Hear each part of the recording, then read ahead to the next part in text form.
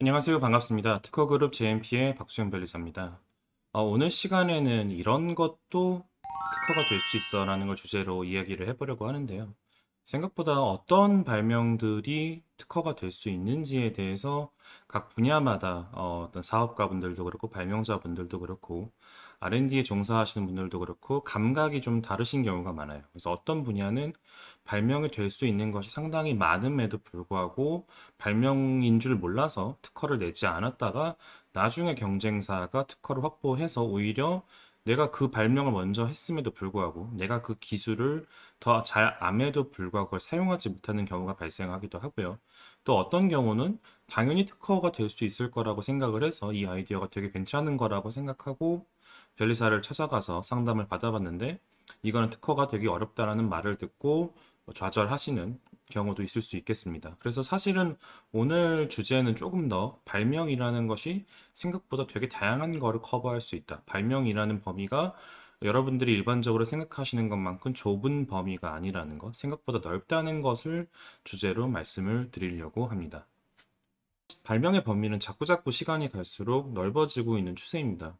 왜 발명이 자꾸 넓어지는 추세인지는 사실은 기술의 발전을 생각하면 간단할 수 있는데요. 특허라는 제도가 일단 왜 먼저 생겼는지를 우선 살펴보죠. 함무라비 성문법이라고 아마 알고들 계실 겁니다. 그래서 인류 최초의 성문법이라고 불리는 건데, 뭐 형법이라든가 민법과 같은 중요한 법에 대해서 이미 기원전부터 인류가 그 체계를 구축했다는 걸 입증하고 지금 법에도 많은 영향을 끼친 아주 중요한 법이죠. 사실 특허법이라는 거는 기원전에 생긴 법이 아니에요. 그 이탈리아의 베니스 아실 겁니다. 그 유리공예로 유명한데 물의 도시 그 베니스에서 한 기원 후 한 1500년대 정도에 그 유리공예가 아주 급속도로 발달하면서 그 베니스가 유리공예 제품을 판매함으로 인해서 막대한 부를 벌어들이게 됩니다. 공예 기술로 돈을 막대하게 벌게 되니까 이 기술이 누출된다는 것은 곧 막대한 부를 얻게 되는 근본이 빠져나가는 걸 의미하는 것이죠.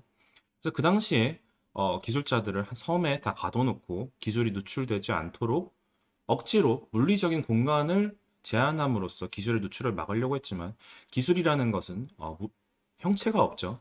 무체의 것이기 때문에 그거를 사람들을 막는다고 해서 쉽게 막아지는 성질의 것은 아니거든요. 그러다 보니까 결국 인류 최초로 이 기술을 막으려면 결국 증서 아니면 법이라는 제도를 통해서만 가능하겠다. 이런 식으로 인류의 기술 발전과 어떤 산업의 발전의 필요에 따라서 등장한 것이 특허법이라고 할 수 있습니다. 그럼 제가 이 말씀을 드린 이유는 뭐냐? 특허라는 거는 니즈에 의해서 생긴 제도라는 거죠. 즉, 지금 발명의 범위를 판단함에 있어서도 발명의 범위를 판단한다는 것은 곧 특허라는 것으로 보호할 만한 니즈가 있느냐에 따라서 결정된다고도 볼 수 있습니다. 특허라는 제도는 말씀드린 바와 같이 산업 발전을 위한 제도이기 때문에 산업 발전에 기여할 수 있다면 발명의 범위도 넓히는 것이 취지상 맞겠죠. 만약에 산업 발전에 도움이 안 된다고 하면 발명으로서 아무리 합리적이라 할지라도 발명의 범위에 포함시키지 않을 수도 있을 것입니다. 대표적으로 이제 발명의 범위를 놓고 좀 싸웠던 예가 어떤 미생물이라든가 DNA와 같은 것들은 사람이 만들어낸 게 아닌 거거든. 사람이 만들어낸 게 아니거든요. 이미 자연상에 존재하고 있던 것인데 이거를 발견해서 연구를 해보니까 암 치료에 좋다더라.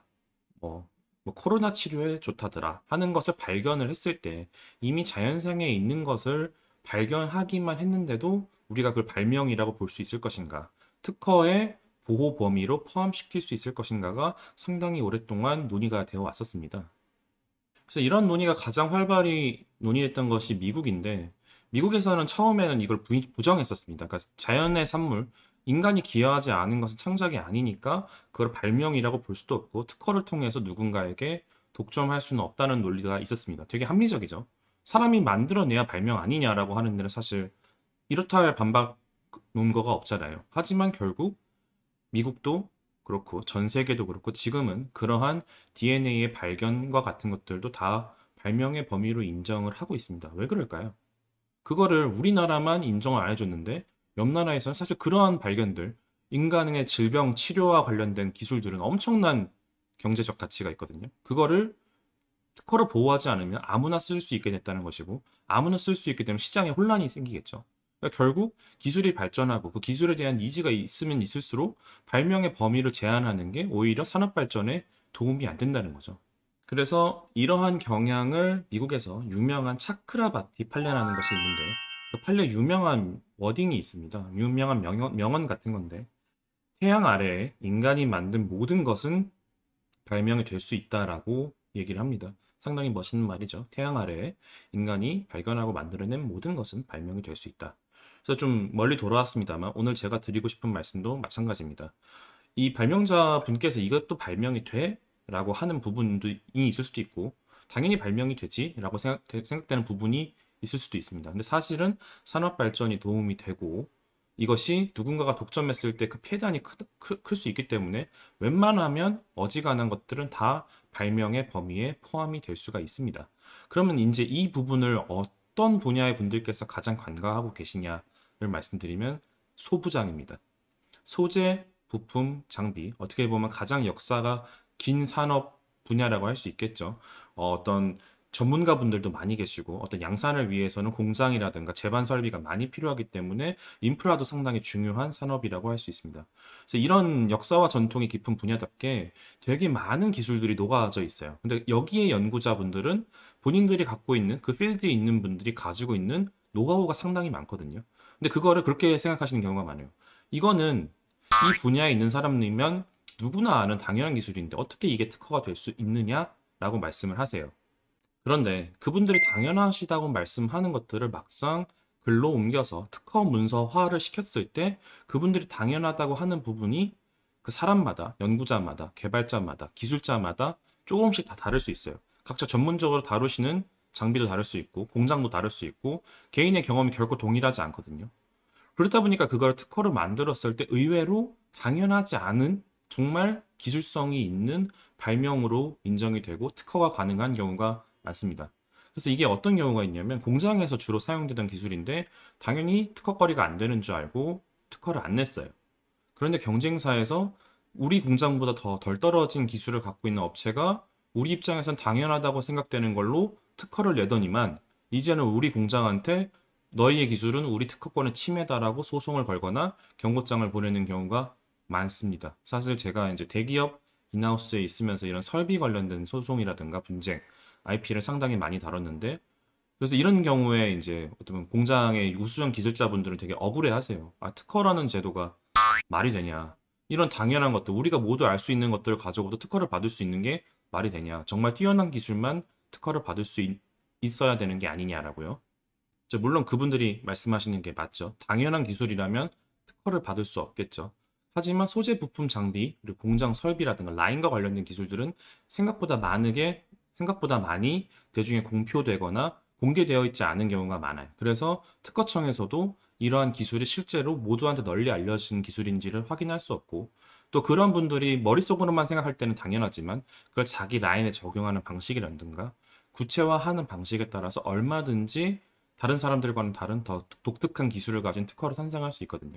그래서 소부장 분야에서는 특히 이런 특허를 당연하다고 생각하지 말고 특허화하려는 노력을 하시는 게 좋다고 하겠습니다. 특허라는 게 상당히 오묘해서요. 마치 뭐라고 할까요? 예전에 스타크래프트라는 유명한 전략 게임이 있었는데 거기에 이제 되게 강력한 유닛 중에 시즈 탱크라는 유닛이 있습니다. 그게 이제 공속 모드로 전환을 하게 되면 움직이지 못하는 대신에 그 범위 안에 들어오는 모든 적에게 되게 강력한 스플래시 공격을 날릴 수가 있는데 그 시즈 탱크가 언덕 위에 이렇게 박혀 있으면 그 영역에 다른 적군들이 접근하지 못하는 상당히 강력한 방벽이 되거든요. 그러니까 약간 특허도 그런 것 같아요. 이 특허가 한번 제대로 걸려서 언덕에 올라가서 박히게 되면 인접한 분야의 많은 경쟁사들을 한 번에 밀어낼 수 있는 상당히 강력한 무기가 됩니다. 근데 이게 특허가 시즈 탱크랑 다른 게 뭐냐면 시즈 탱크는 언덕에 올라가서 공성 모드로 바꾸기만 하면 항상 강력한 병기가 되지만 특허는 이게 언덕에 올라와서 시즈 탱크처럼 강력한 무기가 될지 아닐지를 판단하기가 사실 어려워요. 그거는 변리사여도 마찬가지입니다. 일단 등록이 되고 시장의 상황을 보고 이게 활발하게 이제 그 어떤 특허라는 공간, 기술 공간, 산업 공간에서 있을 때 그게 어떤 식으로 작동할지를 예측하기가 상당히 어렵습니다. 그래서 특허라는 거를 안 내고 있다가 혹시 경쟁사의 특허가 방심하고 있다가 언덕 위에 올라가서 강력한 공성 모드로 변신을 하기 시작하면 사실 우리 회사 입장에서는 그 특허를 몰아내기가 상당히 쉽지 않거든요. 근데 사실 그 특허를 어쩌면 우리도 낼 수 있었다는 거죠. 그러니까 발명이라는 거를 너무 제한적으로 우리 기술자들은 누구나 다 아는 거라고 보수적으로 생각하지 말고 그걸 적극적으로 꺼내서 특허화하려는 노력도 상당히 중요하다고 하겠습니다. 그래서 오늘의 이야기를 좀 간단하게 정리를 해보자면, 발명이라는 것의 범위는 결국 산업 발전, 시장의 확장에 따라서 계속적으로 커지면 커졌지 줄어들지는 않고 있습니다. 그래서 여러분이 생각하시는 어지간한 범주에 있는 기술, 산업 발전에 영향을 줄 수 있는 수준이라면 다 발명의 대상이 될 수 있고, 다 특허의 대상이 될 수 있다. 이렇게 말씀을 드리고 싶고요.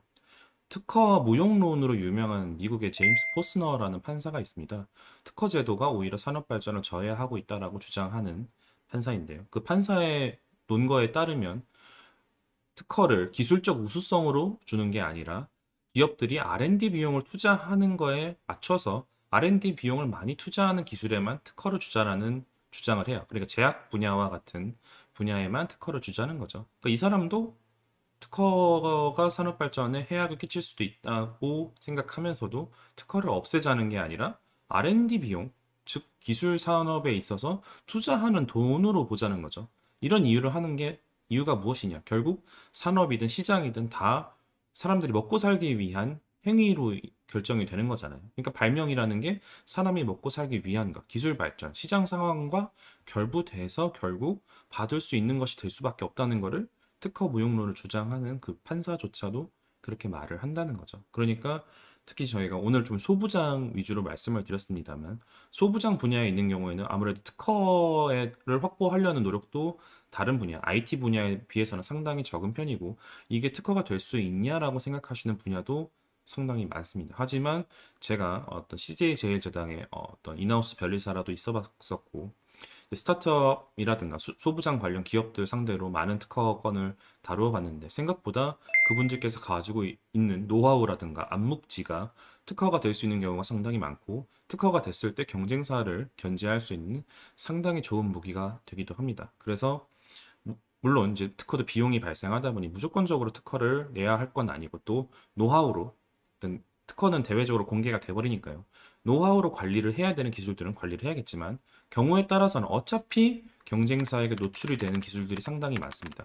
공장 같은 경우는 다양한 사람들이 드나들 수 있기 때문에 어떤 뭐 외주 직원이 왔다 갔다 할 수도 있고, 아니면 한 외주 업체가 우리한테만 납품하는 것이 아니라 경쟁사에게도 납품할 수 있겠죠.